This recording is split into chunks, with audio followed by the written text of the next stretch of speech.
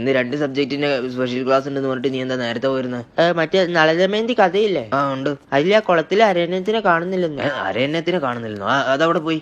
അറിയില്ലെന്ന്, പുസ്തകം തുറന്നപ്പോ കുളത്തിൽ അരയന്നില്ലെന്നേ. മലയാള സാർ അന്വേഷിച്ച് പോയിട്ടുണ്ട് എന്തായാലും. അപ്പൊ കണക്ക് സാറുണ്ടാവില്ല, സാറിന് ക്ലാസ് എടുക്കത്തില്ലേ? ഇയാളെ കൊണ്ട് അത് കണക്ക് സാറും കൂടെ പോയെന്നേ. മറ്റേ അരയന്നത്തിന്റെ കുളത്തിന്റെ ചുറ്റളവ് കണ്ടുപിടിക്കുക. ഇതാദ്യമായിട്ടാണല്ലോ ഇങ്ങനെ ഒരു സംഭവം. ആന്ന് എന്ത് ചെയ്യാനാ, അരയന്നം ഇല്ലാണ്ട് ക്ലാസ് എടുക്കില്ലെന്നാ സാറ് പറയുന്നത്. എന്തായാലും അരയന്നം വന്നിട്ട് ഇനി ക്ലാസ് ഉണ്ടാവുള്ളൂ. കാണട കള്ളപ്പൂവാ, കാണ്, കൺകുളിർക്ക കാണ്, മായയില്ല മന്ത്രമില്ല, ഞാൻ പിടിച്ച തവളയാ. അയ്യോ, ഇത് ശരിക്കും നീ പിടിച്ചതാണോ? അതെ പൂവാ, നീ കാണാത്തൊരു മുഖം കൂടി ഉണ്ട്. പുതിയ മുഖം ഞാൻ കണ്ടിട്ടില്ല. അതല്ലെന്ന്, എന്റെ കലിപ്പ് മുഖം ഉണ്ടെന്ന്.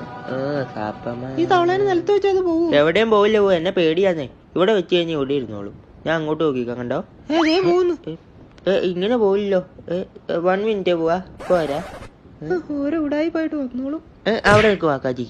എന്നാ പരിപാടി നീ കാണിച്ചു? ഞാൻ ആ പൂവന്റെ മുമ്പിൽ നാണം കിട്ടില്ലേ? നിനക്കൊരു അനുസരണ ഇല്ലാട്ടോ. നിന്നെ ഞാൻ വൈകുന്നേരം കൊളത്തി വിടാന്ന് പറഞ്ഞല്ലേ. ശരി, ഞാൻ ആ പൂവന്റെ മുഖത്ത് അങ്ങനെ നോക്കും. പൂവാ, കിട്ടിട്ടോ, മാക്കാച്ചിനെ കിട്ടി. ഇത്ര ഉയരത്തി നിൽക്കുന്നോണ്ട് പേടി വല്ലതും ഉണ്ടോ എന്നപ്പനെ? എനിക്ക് പിന്നെ പേടിയൊന്നുമില്ല, ഞാൻ കാട്ടിലെ നല്ല ഉയരങ്ങളിൽ കയറി. കാലൊക്കെ വിറയ്ക്കുന്നുണ്ടല്ലോ. ചെവിയും വിറയ്ക്കുന്നുണ്ട്. നല്ല പേടിയുണ്ടല്ലേ? നീ ഒന്ന് പോയ, നീ പറഞ്ഞു പേടിപ്പിക്കാണ്ടിരുന്നാ മതി. എനിക്ക് പേടിയൊന്നുമില്ല. അങ്ങനെയാണെങ്കിൽ നമുക്ക് താഴോട്ടൊന്ന് ഇറങ്ങി നോക്കാന്നേ. വാന്നേ, വേണ്ട, നീ ഇറങ്ങിക്കോ. പക്ഷെ ഇറങ്ങുന്ന പേടിയില്ലെന്നല്ലേ പറഞ്ഞു? വാന്നേ. അത് പിന്നെ ചെറുതായിട്ടൊരു പേടി ഉണ്ടെന്ന്. ഈ ബോഡി മാത്രം ഉള്ളല്ലേ? നീ ഇതിപ്പോ ആരോടും പറയുന്നു വേണ്ടാട്ടോ.